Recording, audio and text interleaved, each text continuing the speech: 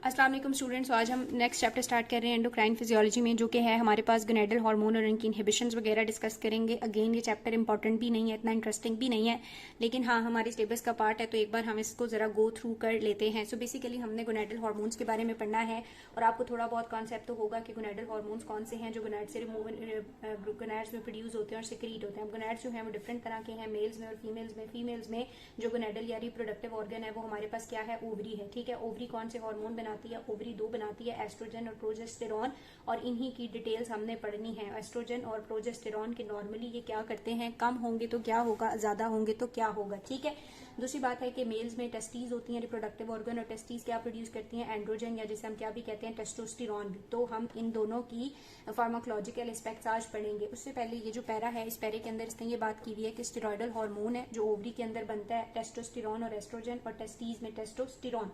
ये जो एस्ट्रोजन और प्रोजेस्टेरॉन है, इनको हम यूज करते हैं कॉन्ट्रासेप्टिव के तौर पे भी। फीमेल्स वगैरह ने यूज करती हैं किसके लिए, प्रेगनेंसी को प्रिवेंट करने के लिए। ठीक है, सेम एज इनको यूज किया जाता है हार्मोन रिप्लेसमेंट थेरेपी में भी, कंबाइन करके। क्या कॉम्बिनेशन है आगे मैं आपको बताऊंगी। जाहिर है कि अगर हमारे पास हाइपोगोनेडिज्म हो, इनके लेवल्स कम हो, एस्ट्रोजन प्रोजेस्टेरॉन कम होंगे, तो प्रेगनेंसी में और ओव्यूलेशन में बड़ा मसला होगा। बिफोर ओव्यूलेशन एस्ट्रोजन के लेवल्स हाई होते हैं, तो फिर एलएच के हाई होते हैं, और एलएच के हाई होते हैं तो ओव्यूलेशन होती है। लेकिन अगर एस्ट्रोजन नहीं होगा तो जाहिर सी बात है ओव्यूलेशन प्रॉपर नहीं हो सकेगी। ओव्यूलेशन जब प्रॉपर हमारे पास नहीं होगी तो क्या होगा, फर्टिलाइजेशन नहीं हो सकेगी। वो साइकिल डिस्टर्ब होगा, तो साइकिल को नॉर्मलाइज करने के लिए हार्मोन रिप्लेसमेंट थेरेपी दी जाती है, और उसमें हम इनके सिंथेटिक डेरिवेटिव्स प्रोवाइड करते हैं। सो आगे जाके हम देखेंगे कि किस तरह ये कॉन्ट्रासेप्टिव और हार्मोन रिप्लेसमेंट थेरेपी में यूज हो रही है। अगेन दूसरी बात है कि अगर ये एक्सेस में होंगी, तो एक्सेस में जब ये होंगी तो हम इनके एंटागनिस्ट भी देते हैं। एंटागनिस्ट देके हम इनको सप्रेस करते हैं। वो एंटागनिस्ट की बात करते हैं कि एंटागनिस्ट 3 फॉर्म में हमारे पास अवेलेबल है। या तो हम सिंथेसिस इनहिबिटर दे देंगे कि इनकी जो बॉडी के अंदर सिंथेसिस हो रही है वो हो ही ना, या फिर हम रिसेप्टर एंटागनिस्ट दे देंगे ताकि ये रिसेप्टर पे जाके ना लगे, या फिर कुछ मिक्स एक्शंस के साथ होते हैं। मिक्स एक्शंस के साथ कुछ ऐसी ड्रग्स हैं जो एक टिश्यू में एगनिस्ट के तौर पे एक्ट करती हैं और दूसरे टिश्यू में एंटागनिस्ट के तौर पे एक्ट करती हैं, या हायर सेंटर से भी इनकी रेगुलेशन को ब्लॉक किया जा सकता है। फॉर एग्जांपल आपको पता है गोनेडोट्रोपिन रिलीजिंग फैक्टर रिलीज होता है हाइपोथैलेमस से और इंटीरियर पिट्यूटरी पे एक्ट करता है, और इंटीरियर पिट्यूटरी से गोनेडोट्रोपिन रिलीजिंग हार्मोन कौन होते हैं, उसमें फॉलिकल स्टिमुलाइजिंग हार्मोन और ल्यूटिनाइजिंग हार्मोन ये रिलीज होते हैं, और ये ओवरी पे आके एक्ट करते हैं, और ओवरी फिर जो है वो आगे साइकिल बाय साइकिल एस्ट्रोजन और प्रोजेस्टेरॉन बनाता है। तो अदर ड्रग्स में हम इसको इनहिबिट कर सकते हैं या फिर इसको इनहिबिट कर सकते हैं, और यूं इनकी सिंथेसिस को ऑल्टर कर सकते हैं। सो हमारे पास जो एंटागनिस्ट है वो सिंथेटिक एंटागनिस्ट भी हो सकते हैं, यानी सिंथेसिस ब्लॉक करनी है, रिसेप्टर भी हैं, और कुछ अदर भी हो सकते हैं। सेम एज टेस्टोस्टेरॉन की भी बात की हुई है कि ये जो एंड्रोजेंस हैं, एंड्रोजन के एगनिस्ट भी मौजूद हैं जिन्हें हम देते हैं, और एंटागनिस्ट भी हैं। एंटागनिस्ट हमें कब देने हैं, जब अगर पेशेंट को प्रोस्टेट कैंसर हो, बिनाइन प्रोस्थेटिक हाइपरप्लेजिया हो, या कुछ मेल्स में एंड्रोजन, फीमेल्स में एंड्रोजन जब एक्सेस में होंगे तो उनमें एंटी एंड्रोजेनिक ड्रग्स देके हम उन्हें ट्रीट कर सकते हैं। क्लासिफिकेशन की अगर मैं आपके साथ बात करूंगी तो क्लासिफिकेशन उन्होंने बहुत ही सिंपल सी की हुई है और आसान सी है। क्लासिफिकेशन में उन्होंने क्या चीज बात की हुई है, उन्होंने कहा 3 हार्मोन्स है ना, तो 3 तरह से हम इनको क्लासीफाई करते हैं। एक हमारे पास एस्ट्रोजन है, एक प्रोजेस्टेरॉन है और एक टेस्टोस्टेरॉन है। ठीक है, नेक्स्ट बात ये करते हैं कि ये जो एस्ट्रोजन है हम क्या दे सकते हैं, इसका एगनिस्ट भी दे सकते हैं और इसका एंटागनिस्ट भी दे सकते हैं। ये जो एंटागनिस्ट हमने देना है ये 3 तरीकों से काम कर सकता है। ये एंटागनिस्ट या तो सिंथेसिस को इनहिबिट कर देगा, या रिसेप्टर को एंटागनाइज करेगा यानी उसके रिसेप्टर को ब्लॉक कर देगा, या फिर कुछ अदर इफेक्ट करेगा यानी कि गोनेडोट्रोपिन रिलीजिंग हार्मोन को इनहिबिट करेगा पिट्यूटरी पे या थैलेमस वगैरह के लेवल पे। इसी तरह जो प्रोजेस्टिन है, प्रोजेस्टिन का भी हम एगनिस्ट भी दे सकते हैं और एंटागनिस्ट भी दे सकते हैं। सेम एज टेस्टोस्टेरॉन का एगनिस्ट भी देते हैं और एंटागनिस्ट भी, और एंटागनिस्ट इसका मल्टी फंक्शनल दे सकते हैं। या तो वही सिंथेटिक इनहिबिटर होगा, सिंथेसिस को इनहिबिट करेगा, रिसेप्टर एंटागनिस्ट होगा, या कुछ मिक्स एक्शंस के साथ होगा जिन्हें हमने बारी बारी पढ़ना है। अब पहले हम स्टार्ट करते हैं एस्ट्रोजन और प्रोजेस्टेरॉन को, यानी कि पहले हमने डिस्कस करना है किसको, ओवेरियन हार्मोन्स को। ओवेरियन हार्मोन्स को डिस्कस करने से पहले एक छोटी सी बात जो बुक के अंदर की हुई है वो कर लेते हैं और फिर उनको इंडिविजुअली डिस्कस करते हैं। कहता है होता क्या, प्यूबर्टी पे जब गोनेडोट्रोपिन रिलीज होते हैं, फॉलिकल स्टिमुलाइजिंग हार्मोन और ल्यूटिनाइजिंग हार्मोन, तो ये फॉलिकल स्टिमुलाइजिंग हार्मोन क्या करता है, फीमेल की जो ओवरी है, ओवरी में आपको पता है बहुत सारे फॉलिकल्स पड़े हुए होते हैं, उन फॉलिकल्स की ग्रोथ स्टार्ट कराता है। ठीक है, तो इस पूरे पूल में से 10 से 15 फॉलिकल स्टार्ट करते हैं ग्रो करना, लेकिन मिच्योर एक ही होता है। ठीक है, तो फॉलिकल स्टिमुलेटिंग हार्मोन के इन्फ्लुएंस में फॉर एग्जांपल ये वाला एग जो है ये क्या हो गया, मिच्योर हो गया। अब इसने क्या करना है, ओव्यूलेट होना है। तो बिफोर ओव्यूलेशन यहाँ पे एस्ट्रोजन के लेवल बहुत ज्यादा रेज करते हैं। सेम एज एस्ट्रोजन के साथ कुछ सिग्नल्स आते हैं जो आपने फिजियोलॉजी में पढ़े हुए हैं, तो एलएच के लेवल रेज होते हैं और एलएच के जब लेवल रेज होते हैं तो ओव्यूलेशन हो जाती है। ये जो एग है फॉलिकल में से, ये जो एग होता है पूरे का पूरा, ये एग निकल के बाहर आ जाता है, ठीक है, और फॉलिकल पीछे रह जाती है। सो ये जब एग बाहर आ जाता है तो पीछे जो फॉलिकल रह जाती है उसको हम क्या कहते हैं, फॉलिकल कॉर्पस ल्यूटियम, ठीक है, ये एग बाहर आ गया, सही है। तो ये हमारे पास क्या कहलाती है, कॉर्पस ल्यूटियम। अब ये एग जो है ये फेलोपियन ट्यूब के अंदर ट्रेवल करता है और यहाँ पे यूट्रस में जाके इफ फर्टिलाइजेशन हो जाती है तो इसने इम्प्लांट होना है। तो ये कॉर्पस ल्यूटियम क्या करता है, ये पीछे से प्रोजेस्टेरॉन बनाता रहता है, ठीक है, क्या बनाता रहता है, प्रोजेस्टेरॉन। और इस प्रोजेस्टेरॉन की वजह से ये फॉलिकल ल्यूटिनाइजिंग सप्रेस रहते हैं कि पहले देखने दो, हो सकता है ये फर्टिलाइज हो जाए, और अगर ये फर्टिलाइज हो गया तो मजीद तुमने नहीं आना और ना मजीद किसी ओवरी ने मेच्योर होना है मल्टीपल प्रेगनेंसीज को प्रिवेंट करने के लिए। तो ये प्रोजेस्टेरॉन यहाँ से सिक्रीट होता है, जो प्रोजेस्टेरॉन इस एंडोमेट्रियम के ऊपर एक्ट करके इसको प्रेगनेंसी, मतलब इसको बताता है कि यार एग चला गया, हो सकता है फर्टिलाइजेशन हो जाए तो तुम्हें इम्प्लांटेशन करनी पड़ेगी, तो तुम इसके लिए प्रिपेयर रहो। सो प्रोजेस्टेरॉन इन्फ्लुएंस करता है एंडोमेट्रियम को भी और यहाँ पे इसको प्रिपेयर करता है फॉर इम्प्लांटेशन। साथ ही साथ फॉलिकल स्टिमुलाइजिंग हार्मोन और ल्यूटिनाइजिंग हार्मोन के लेवल्स को इनहिबिट रखता है। तो इस तरह ये दोनों हार्मोन जो हैं वो प्रोड्यूस होते हैं, एस्ट्रोजन और प्रोजेस्टेरॉन। अगर तो फर्टिलाइजेशन होती है तो ये 4 महीनों तक प्रोजेस्टेरॉन बनाता रहता है। अगर फर्टिलाइजेशन नहीं होगी तो प्रोजेस्टेरॉन के लेवल गिरेंगे और कॉर्पस ल्यूटियम डीजेनरेट होगा और मेंस्ट्रुएशन स्टार्ट हो जाएगी और फिर साइकिल रिपीट होगा, फिर फॉलिकल आएगा, फिर ल्यूटिनाइजिंग आएगा, फिर ओव्यूलेशन होगी, फिर कॉर्पस ल्यूटियम बनेगा। अगर प्रेगनेंसी होती है तो ठीक है, नहीं होती तो ये डीजेनरेट होता है। तो ये नॉर्मली इस तरह से एस्ट्रोजन और progesterone back to back ovary से रिलीज हो रहे होते हैं और मेंस्ट्रुअल साइकिल के लिए वर्क करते हैं। अब हमने बारी बारी डिस्कस करना है। पहले हम डिस्कस करेंगे एस्ट्रोजन को, कि जो एस्ट्रोजन है वो ओवरी से प्रोड्यूस तो होता है, हमें तो पता है, ठीक है, लेकिन एस्ट्रोजन को 3 हेडिंग्स में कैटजिन में उन्होंने एक्सप्लेन किया है कि एस्ट्रोजन के नॉर्मली इफेक्ट्स क्या है, एस्ट्रोजन अगर बाहर से क्लिनिकली देना पड़ेगा तो इसके यूजेस क्या है, और अगर हमने ये ज्यादा दे दिया तो इसकी टॉक्सिसिटीज क्या है, ठीक है। सो पहली बात हम डिस्कस करेंगे कि एस्ट्रोजन के इफेक्ट्स क्या है। तो एस्ट्रोजन के इफेक्ट्स जो हैं वो हमारे पास 2 तरह से हैं, एक तो इसके रिप्रोडक्टिव इफेक्ट है और दूसरा इसके मेटाबॉलिक इफेक्ट है, ठीक है। एक तो इसके रिप्रोडक्टिव इफेक्ट है और दूसरा इसके क्या है, मेटाबॉलिक इफेक्ट है। अब रिप्रोडक्टिव इफेक्ट तो आपको पता ही है कि ये क्या है, ये फीमेल की रिप्रोडक्टिव ग्रोथ कराता है, ठीक है। फॉर एग्जांपल ब्रेस्ट की डेवलपमेंट में बड़ा इंपॉर्टेंट रोल है इसका। उसके अलावा एंडोमेट्रियम की डेवलपमेंट में बड़ा रोल होता है। Along with every menstrual cycle उसकी जो रिपेयरिंग होती है और दोबारा से प्रोलिफरेशन होती है, उसमें एस्ट्रोजन बड़ा इंपॉर्टेंट है।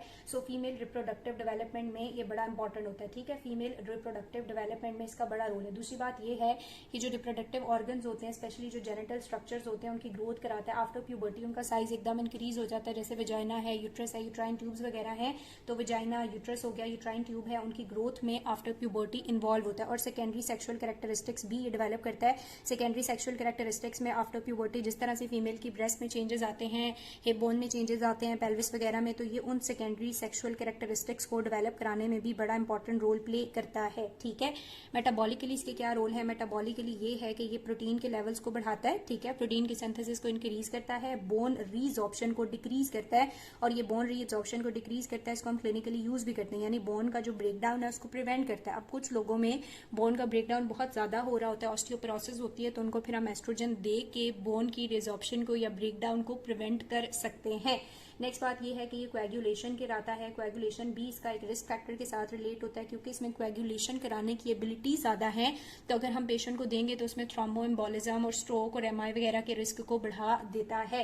लिपिड के ऊपर इसके क्या इफेक्ट है, लिपिड के ऊपर ये इफेक्ट है कि एक तो ये टैक को भी बढ़ा देता है, ठीक है, ट्राइसाइक्लाइस्ट्रोल के लेवल्स को भी बढ़ा देता है, और एचडीएल को जो कि गुड कोलेस्ट्रोल है उसके लेवल भी बढ़ाता है, जबकि लो डेंसिटी लाइपोप्रोटीन जो बैड कोलेस्ट्रोल है उसके लेवल को कम करता है। अगेन इसका हमारे फीडबैक इनहिबिशन के ऊपर क्या रोल है, तो अगर एस्ट्रोजन के लेवल्स बहुत ज्यादा होंगे तो ये फीडबैकली इनहिबिट करेगा गोनेडोट्रोपिन रिलीजिंग हार्मोन को जो इंटीरियर पिट्यूटरी में प्रोड्यूस हो रहा है। सो एस्ट्रोजन को इसका एक ये रोल भी है कि फीडबैक इनहिबिशन प्रोवाइड करता है। अब बात करते हैं कि अच्छा इसके मेटाबॉलिक रोल ये है, तो इसको हमने क्लिनिकली कब यूज करना है, तो इसके यूजेस क्या है, अगर हमें ये देना पड़े पेशेंट को तो हम कब देंगे। जाहिर है सबसे पहली बात ये है कि अगर पेशेंट जो है वो हाइपोगोनाडिज्म के साथ प्रेजेंट कर रही है, यानी उसकी ओवरीज ठीक से वर्क नहीं कर रही है, उनमें एस्ट्रोजन की प्रोडक्शन कम है, तो बाहर से सिंथेटिक एगोनिस्ट देके हम उसकी प्रोडक्शन को तेज कर सकते हैं, एनहांस कर सकते हैं, ठीक है। दूसरी बात ये है कि अगर उसमें एस्ट्रोजन की डेफिशिएंसी है, गोनाड्स बिल्कुल ठीक थे लेकिन एस्ट्रोजन की ओवरऑल डेफिशिएंसी है, तो एस्ट्रोजन की डिफिशिएंसी में भी हम क्या दे सकते हैं, हार्मोन रिप्लेसमेंट थेरेपी के तौर पे एस्ट्रोजन देंगे। किन वुमेन्स में जिनके अंदर ओवेरियन फेलियर है, ठीक है, ओवरीज जो है वो फेल हो चुकी हुई है, या फिर बहुत जल्दी मीनोपॉज हो गया, होना नहीं चाहिए था, बहुत जल्दी मीनोपॉज हो गया उस टाइम भी, या सर्जिकली उनकी ओवरीज रिमूव कर दी गई हैं, तो बाहर से उन्हें हार्मोन रिप्लेसमेंट थेरेपी की फॉर्म में कंबाइन करके एस्ट्रोजन दिया जाता है।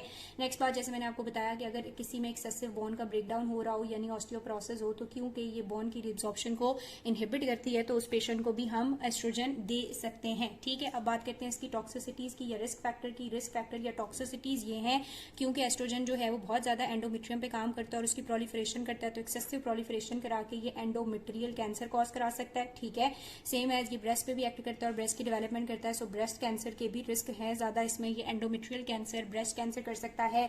अब क्योंकि मैंने आपको बताया कि कोएगुलेशन को इंक्रीज करता है, तो इसका मतलब है ये थ्रोम्बो एम्बोलिज्म करता है। थ्रोम्बो एम्बोलिज्म करके कार्डियोवैस्कुलर सिस्टम के लिए एमआई वगैरह और कार्डियोवैस्कुलर इवेंट्स के रिस्क को बढ़ा देता है। उसके अलावा कुछ और भी होते हैं जैसे कि नोजिया करता है, ब्रेस्ट टेंडरनेस होती है बहुत ज्यादा, माइग्रेन होता है इसकी वजह से, हेडेक होती है, कुछ गॉल ब्लैडर रिलेटेड डिजीजेस हो सकते हैं, हाइपरटेंशन होती है, और क्योंकि ये टैग और एचडीएल को बढ़ाता है तो हाइपरलिपिडीमिया भी कॉज कर सकता है। सो हाइपरलिपिडीमिया हाइपरटेंशन कॉज करता है, एंडोमेट्रियल कैंसर कर सकता है, ब्रेस्ट कैंसर कर सकता है, migraine, headache, breast tenderness, nausea, thromboembolism और यूं कार्डियोवैस्कुलर इवेंट्स के रिस्क को बढ़ाता है। सो इतनी बात जो है आपकी बुक के अंदर लिखी हुई है एस्ट्रोजन के बारे में कि एस्ट्रोजन का इफेक्ट क्या है, एस्ट्रोजन के यूजेस क्या हैं और एस्ट्रोजन के लिए जो रिस्क फैक्टर्स हैं वो क्या हैं। उसके बाद एक बात उन्होंने इंपॉर्टेंट की हुई है कि ये जो एस्ट्रोजेनिक कंपाउंड होते हैं ना, इन्हीं का एक डेरिवेटिव होता है जिसे हम कहते हैं डाई इथाइल स्टिल बेस्ट्रोल। ठीक है, इसे हम क्या कहते हैं, डाई इथाइल स्टिल बेस्ट्रोल। ये डाई इथाइल स्टिल बेस्ट्रोल असल में है क्या, ये एस्ट्रोजेनिक कंपाउंड है। अब इस एस्ट्रोजेनिक कंपाउंड की ना एक बड़ा नुकसान है, इसका ये नुकसान है कि ये अगर कोई वुमेन लेती रही है ड्यूरिंग हर प्रेगनेंसी कि कहीं अबॉर्शन ना हो जाए, और अबॉर्शन को अवॉइड करने के लिए अगर वो ये बहुत ज्यादा डाई इथाइल स्टिल बेस्ट्रोल जो है वो यूज करती रही है, तो इसकी वजह से अगर उसने एक डॉटर उसकी होती है, ठीक है, अपॉन डिलीवरी बेबी गर्ल होती है, तो बेबी गर्ल जब मैच्योर हो जाएगी, बड़ी हो जाएगी, तो उसमें बहुत सारे मसले हो सकते हैं, यानी कि वो इनफर्टाइल होगी। ठीक है, क्या होगी, इनफर्टाइल होगी, क्योंकि उसकी माँ ये यूज करती रही है ड्यूरिंग प्रेगनेंसी। एक्टोपिक प्रेगनेंसीज जो है वो बहुत ज्यादा उसमें हो सकती हैं डॉटर के अंदर, और उसके अलावा उसमें विजाइनल एडिनोकार्सिनोमास भी देखे गए हैं। ठीक है, सो विजाइनल एडिनोकार्सिनोमा भी ये इसके रिस्क फैक्टर हैं या फिर एबनॉर्मेलिटीज हैं या टॉक्सिसिटीज हैं जो डाई इथाइल स्टिल बेस्टेरॉल जो कि एक एस्ट्रोजेनिक कंपाउंड है उसके यूज के साथ देखे गए हैं। यहाँ पे बात हमने कर ली प्रोजेस्टेरॉन एस्ट्रोजन की। ठीक है, अब दूसरी बात हमने करनी है प्रोजेस्टेरॉन की, प्रोजेस्ट्रिन की, कि क्या इस तरह से इसके यूजेस हैं, क्यों ये दिया जाता है। प्रोजेस्ट्रिन जो है ये प्रोजेस्टेरॉन है, ह्यूमंस के अंदर ये पाया जाता है और ये प्रोड्यूस होता है कॉर्पस ल्यूटियम से, और इसकी ये सिग्निफिकेंस है कि इसने प्रेगनेंसी को मेंटेन करना है। ठीक है, अब ये जो प्रोजेस्टेरॉन है कहता है ये बाहर से सिंथेटिकली मौजूद है, आपके पास माइक्रोक्लोनाइज फॉर्म में भी मिलता है, उसके अलावा ये विजाइनल क्रीम्स की फॉर्म में भी मिलता है ताकि इसको टॉपिकली अप्लाई किया जा सके। सिंथेटिक जो प्रोजेस्टेरॉन है जिसमें हमारे पास मेडॉक्सी प्रोजेस्टेरॉन है उसकी ओरल बायोवेबिलिटी काफी ज्यादा है। कुछ पुरानी थी जैसे एल नॉर्जेस्टेरॉल थी या नॉर एथेंड्रोन थी, वो इतनी ज्यादा एंड्रोजेनिक थी और अब उनको यूज इतना नहीं किया जा सकता है। सो ये माइक्रोक्लोनाइज फॉर्म में भी मौजूद है, उसके अलावा विजाइनल क्रीम्स की फॉर्म में भी मौजूद है और सिंथेटिक भी है। सिंथेटिक में उसने कहा कुछ न्यूअर कंपाउंड है और कुछ ओल्डर कंपाउंड है। न्यूअर में हमारे पास कौन सी आ जाती है, मेडॉक्सी प्रोजेस्टेरॉन। ये जो मेडॉक्सी प्रोजेस्टेरॉन है इसकी बायोवेबिलिटी, ओरल बायोवेबिलिटी काफी ज्यादा है अगर हम इसे ओरल फॉर्म में देंगे। जो पुरानी वाली थी जैसे कि कौन थी पुरानी वाली, हमारे पास एल नॉर्जेस्टेरॉल थी, एल नॉर्जेस्टेरॉल थी, और उसके अलावा नॉर एथिड्रॉन थी। इनके मोर एंड्रोजेनिक इफेक्ट थे, सो इनके यूज को अब लिमिट कर दिया गया है। सेम एज बात करेंगे कि एस्ट्रोजन के क्या इफेक्ट्स हैं बॉडी के ऊपर, क्या यूजेस हैं और क्या टॉक्सिसिटीज ये कर सकता है। तो इफेक्ट्स की अगर बात करेंगे तो एंडोमेट्रियम में ये चेंजेस करता है, जैसे मैंने बताया कॉर्पस ल्यूटियम से रिलीज होता है और एंड्रोमीडियम के ऊपर जाके कुछ चेंजेस करता है ताकि वो प्रेगनेंसी को मेंटेन कर सके, कंसीव कर सके, इम्प्लांट कर सके। सो ये एंडोमेट्रियम के ऊपर कुछ चेंजेस इंड्यूस कराता है ताकि उसको प्रिपेयर कर सके for implantation and for pregnancy. दूसरी बात है अगर हम मेटाबॉलिक फंक्शंस की बात करेंगे तो प्रोटीन्स के ऊपर एज सच कहता है इसका कोई इफेक्ट नहीं है, कार्ब्स या लिपिड्स के ऊपर है। कार्ब मेटाबॉलिज्म को एनहांस करता है और फैट की भी डिपोजिशन कराता है। ठीक है, कार्ब मेटाबॉलिज्म को एनहांस करता है और फैट की भी डिपोजिशन कराता है। यानी फैट का ब्रेक डाउन उतना नहीं करता। और अगर इसके भी हाई लेवल्स होंगे तो ये भी कोई फीडबैक प्रोवाइड करेगा, इनहिबिट कर देगा गोनाडोट्रोपिन रिलीजिंग हार्मोन को, सिक्रीशन को कंट्रोल करेगा। अब जैसे गोनाडोट्रोपिन रिलीजिंग हार्मोन को अगर इनहिबिट कर देगा तो ये एन ओव्यूलेशन कॉज करता है, क्योंकि गोनाडोट्रोपिन फॉलिकल और ल्यूटिनाइजिंग नहीं होंगे तो ओव्यूलेशन नहीं होगी और मल्टीपल प्रेगनेंसीज का जो रिस्क है वो खत्म हो जाएगा। ठीक है, उसके बाद कहता है कि अगर हम इसके यूजेस की बात करें तो इसको एज अ कॉन्ट्रासेप्टिव यूज किया जा सकता है। अब कॉन्ट्रासेप्टिव का ना बेसिकली आपको समझना है कि, बल्कि मैं भी आपको आगे समझाती हूँ कि कॉन्ट्रासेप्टिव का मतलब क्या होता है। मतलब ये होता है कि अगर जो फीमेल है वो कंसीव नहीं करना चाह रही, ठीक है, और इंटरकोर्स के बाद या इंटरकोर्स से पहले वो ये कॉन्ट्रासेप्टिव्स लेती रहेंगी ताकि जो उनकी ओव्यूलेशन है वो नॉर्मली ना हो, क्योंकि प्रेगनेंसी तो तब होती है ना अगर एग रिलीज होके आता है और फिर उसके साथ स्पर्म फर्टिलाइज करेगा। तो कॉन्ट्रासेप्टिव लेने का जो बेसिक मेथड होता है या बेसिक मैकेनिज्म ऑफ एक्शन है वो ये होता है कि ओव्यूलेशन को इनहिबिट कर दिया जाए। ठीक है, अब जब ओव्यूलेशन को इन्होंने इनहिबिट करना है तो ओव्यूलेशन कौन कराता है? फॉलिकल स्टिमुलाइजिंग हार्मोन और ल्यूटिनाइजिंग करता है। तो हम किसी तरह अगर इन दोनों को इनहिबिट कर लेंगे तो ओव्यूलेशन नहीं होगी। और उनको कौन इनहिबिट करता है? प्रोजेस्टेरॉन। सो प्रोजेस्टेरॉन का सिंथेटिक एगनिस्ट अगर हम देंगे तो ये इनहिबिट करके रखेगा किसको? फॉलिकल को, ल्यूटिनाइजिंग को। जब वो नहीं होंगे तो ओव्यूलेशन नहीं, ओव्यूलेशन नहीं तो फर्टिलाइजेशन नहीं, फर्टिलाइजेशन नहीं। इसका मतलब है कॉन्ट्रासेप्टिव के तौर पर इसे यूज किया जा सकता है। आगे भी हम थोड़ा इसको डिटेल में पढ़ते हैं। सो ये जो प्रोजेस्टेरॉन है यूजेस में हम बात करेंगे तो ये यूज किया जाता है as a contraceptive pill, contraceptive pill के तौर पे इसको यूज कर सकते हैं। ठीक है, उसके बाद वो कहता है कि कॉन्ट्रासेप्टिव के तौर पे भी यूज करते हैं। उसके अलावा हम इसको हार्मोन रिप्लेसमेंट थेरेपी में भी एस्ट्रोजन के साथ कंबाइन करके यूज करते हैं।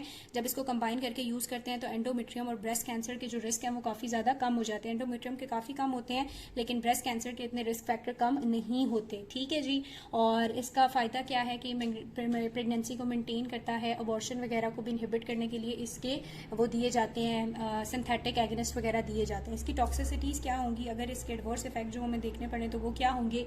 टॉक्सिसिटीज में कहता है ये ब्लड प्रेशर को बहुत ज्यादा रेज करता है, सो हाइपरटेंशन कॉज कर सकता है। एचडीएल के लेवल्स को ये कम कर देता है और बोन डिस्ट्रक्शन जो है या बोन डिस्ट्रक्शन जो है उसको इनहेंस करता है। बोन डिस्ट्रक्शन को ये क्यों इनहेंस करता है? बोन की जो डेंसिटी वगैरह होती है ना उसको ये कम कर देता है, क्योंकि प्रोजेस्टेरॉन कहता है मेरी प्रेजेंस में बाकी कोई हार्मोन नहीं आएगा। तो लॉन्ग टर्म जब इसको यूज कर रहे हैं तो फॉलिकल स्टिमुलाइजिंग हार्मोन भी नहीं है, स्टिमुलेटिंग भी नहीं है, एलएच भी नहीं है, एस्ट्रोजन भी नहीं है। तो एस्ट्रोजन तो बोन की डेंसिटी को इनहेंस करता था, जब एस्ट्रोजन नहीं होगा तो बोन्स की डेंसिटी डिक्रीज हो जाएंगी in the presence of progesterone only. तो ये प्रोजेस्टेरॉन के और एस्ट्रोजन के बारे में बातें हैं जो यहाँ तक बुक के अंदर लिखी हुई है। अब बात करते हैं ह्यूमन कॉन्ट्रासेप्टिव की, तो हार्मोनल कॉन्ट्रासेप्टिव की। तो अभी मैंने थोड़ी सी चीज आपको बता भी दी है, बाकी मैं आपको बता भी देती हूँ कि ये जो हार्मोनल कॉन्ट्रासेप्टिव होती हैं इनको बेसिकली कॉम्बिनेशन में यूज किया जाता है। और इनको यूज करने का मकसद क्या होता है? इनको यूज करने का मतलब होता है कि प्रेगनेंसी को प्रिवेंट किया जा सके। ठीक है, प्रेगनेंसी को क्या किया जाए? प्रिवेंट किया जाए।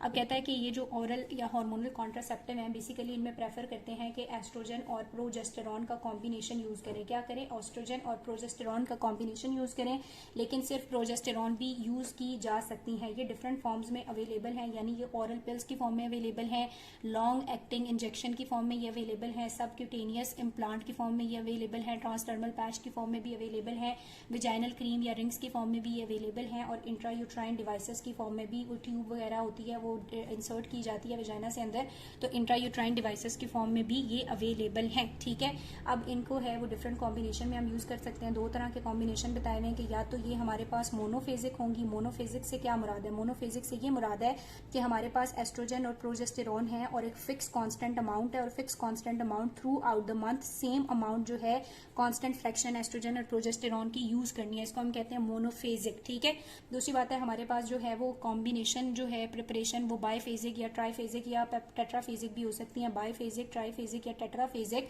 इसमें क्या किया जाता है कि एस्ट्रोजन और प्रोजेस्टेरॉन की जो कंसंट्रेशन है, जो फ्रैक्शन है वो through out the month change होती रहती है, वेरी करती रहती है।